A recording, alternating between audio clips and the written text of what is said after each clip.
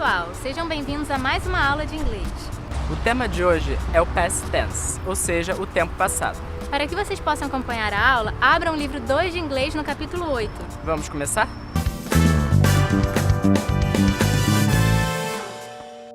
Simple past é o tempo verbal usado para se falar do passado, ou seja, de um evento que já aconteceu. No início do capítulo 8, vocês encontram um breve texto introdutório que trata do uso, das regras e da classificação dos verbos no passado em regulares e irregulares. No caso dos verbos regulares, basta acrescentar a terminação -ed após o verbo. Os verbos irregulares não seguem essa regra. Observe o primeiro exemplo, no capítulo 8. She called me up last night. O verbo call é regular e a ele acrescenta-se a terminação -ed no tempo passado. Em seguida, observem a frase. I walked to the office this morning. Aqui, novamente, o verbo walk é regular, então só é preciso adicionar a terminação -ed. Quanto aos verbos irregulares, também no início do capítulo 8, vejam a frase. He actually broke his arm playing football 2 days ago. Nesse caso, diferente do verbo regular, que recebe a terminação -ed, o verbo break, que é irregular, assume a forma broke. No quadro, em orações afirmativas, vê-se na segunda frase. I went to a show last night. A forma verbal went é a forma no passado do verbo go. Os exemplos do verbo break e go demonstram que não há um padrão de variação para esse tipo de verbo, os irregulares. Assim, é importante que vocês leiam e pratiquem bastante para conhecê-los bem. Agora, vejam como esses verbos se comportam em frases negativas. No exemplo, She called me up last night, é preciso recorrer ao auxiliar did, que é a forma no passado do verbo to do, e ao not para se indicar uma negação. É frequente o uso da forma abreviada didn't nos textos. Observem que, no exemplo, o verbo call aparece no infinitivo, sem a partícula ed. Isso ocorre porque o auxiliar didn't, por estar no passado, demonstra que esse é o tempo verbal em questão. O mesmo ocorre nos exemplos seguintes. I didn't walk to the office this morning. He didn't actually break his arm playing football 2 days ago. Bem fácil, não é mesmo? Finalmente, as frases interrogativas. Para se fazer perguntas, a posição do verbo auxiliar did é apenas invertida com o sujeito da frase. Observem que nessas frases o not foi mantido, também como sentido de negação, mas é importante ressaltar que ele não é obrigatório. Poderíamos perguntar, por exemplo, Did I walk to the office this morning? Did she call me up last night? Did he actually break his arm playing football 2 days ago? Vamos entender agora quando utilizamos o Simple Past. Usamos o Simple Past para falar de uma ação que começou e terminou em um momento específico no passado, como podemos ver nessa frase. Yesterday we had a party. Yesterday, ontem, está localizado em um lugar específico no passado. O Simple Past também é usado para expressar uma ação que se desenrolou no passado, ou seja, que teve duração no passado. Vejam o gráfico. É possível perceber diferença em relação ao primeiro, porque esse mostra que a ação levou algum tempo para ser concluída. The doctor treated the patient for 3 months. Ou seja, o tratamento durou 3 meses. Nesses casos, costuma-se utilizar expressões que denotem tempo, período, como for some time, for 2 days, etc. Com o Simple Past, também podemos ilustrar uma série ou sequência de ações dadas no passado. Vejam um exemplo. First, the scientist collected samples. Then he analyzed them. Podemos perceber que o cientista começou e terminou 2 ações em sequência no passado. Infinitas ações podem ser representadas dessa maneira, entenderam? A quarta utilização do Simple Past é descrever hábitos que ocorriam no passado, ou seja, costumes que acabaram. Vejam um exemplo.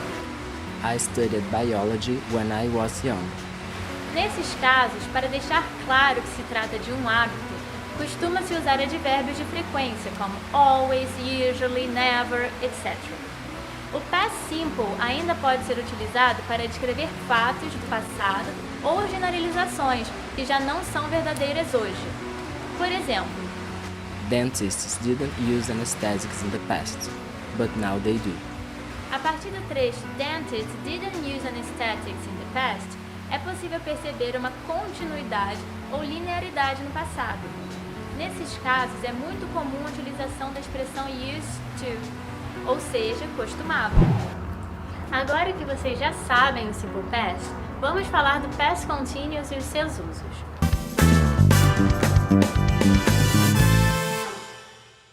O Past Continuous é utilizado para expressar ações que estavam acontecendo no passado. Ele é formado pelo verbo auxiliar be no passado, ou seja, was ou were, mais o verbo principal seguido de ing, que é a terminação do gerúndio. Assim como o Past Simple, o Past Continuous apresenta diferentes usos. O primeiro que vamos observar é a representação de uma ação que estava acontecendo no passado. Vejam um exemplo. I was studying biology yesterday. Pode-se perceber que o estudante está descrevendo uma ação que estava acontecendo em um momento específico no passado, isso é, ontem. O segundo uso do Past Continuous é representar uma ação que estava se desenrolando quando outra ação a interrompeu. Observem o gráfico. Ele mostra que uma ação estava acontecendo até algo a interromper.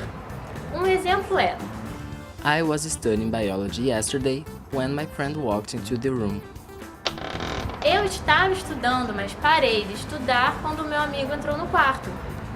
Simples, não é?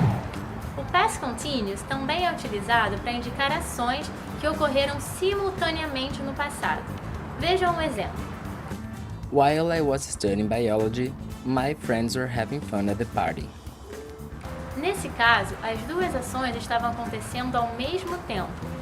Alguns marcadores de tempo indicam a simultaneidade da ação. No exemplo, o marcador utilizado é while, que significa enquanto. Outros marcadores, como when e as, também podem ser utilizados para dar o mesmo sentido. Outra função do Past Continuous é demonstrar irritação causada por ações repetidas, como no exemplo. That student was always coming late to school. Aqui também deve-se prestar atenção aos advérbios de frequência, como always ou frequently. Esses deixam claro que tais atitudes são repetidas, o que demonstra irritação por parte do falante. Agora que já foram apresentados os tempos verbais Simple Past e o Past Continuous, é hora do próximo tópico dessa aula, o Present Perfect.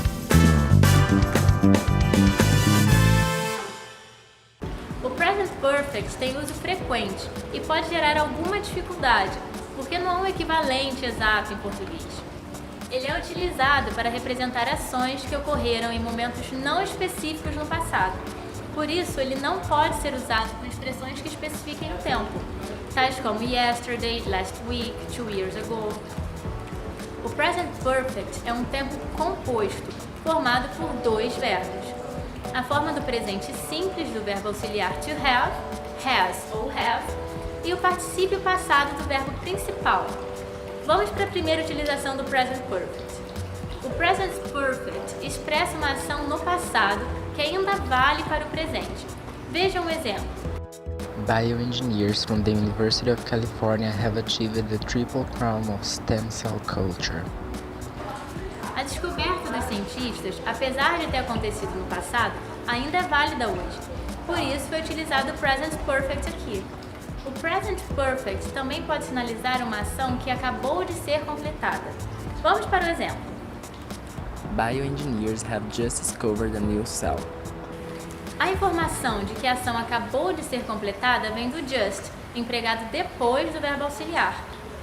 Sabendo-se a regra, não há mistérios. Na aula de hoje foram abordados Simple Past, Past Continuous e Present Perfect. Agora é com vocês. O capítulo 8 tem muitos exercícios para que vocês possam colocar em prática tudo o que aprenderam nessa aula.